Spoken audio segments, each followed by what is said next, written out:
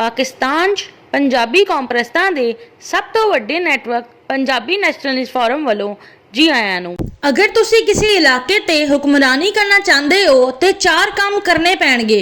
एक, उस इलाके दे वड्डे वड्डे शहरां ते कब्जा कर लो।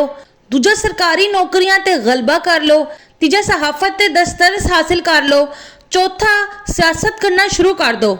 इस इलाके ते तुहाडी हुक्मरानी होवेगी ते उत्थे दे रहण वाले तुहाडे गुलाम होणगे। फिर खूब अपनी फखरिया दास्ताना सुनाओ ते जिन्हां ने हुक्मरानी करनी है उन्हां दी जी भर के ऐसी तैसी करो। ਇਹ ਕੰਮ उत्तर प्रदेश के उर्दू बोलने वाले हिंदुस्तानी ने पाकिस्तान के क्याम के बाद पाकिस्तान आके करके दिखा दिता सी।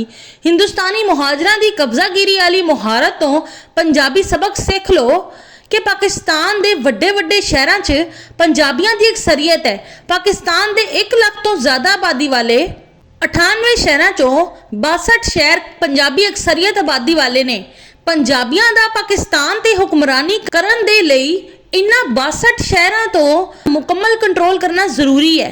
पाकिस्तान की वफाकी हुकूमत की सरकारी नौकरियां च पंजाब का कोटा 50% है, हालांकि पंजाब की आबादी 60% है। इसलिए पाकिस्तान ते हुक्मरानी करन दे लई पाकिस्तान की वफाकी हुकूमत की सरकारी नौकरियां चों पंजाब का कोटा 60% करवाना जरूरी है। पाकिस्तान च हुक्मरानी करन दे लई पंजाबी कौम नूं पाकिस्तान की सहाफत च दिलचस्पी लेना जरूरी है। पाकिस्तान च हुक्मरानी करन दे लई पंजाबी कौम दा पाकिस्तान की सियासत च दिलचस्पी लेना जरूरी है।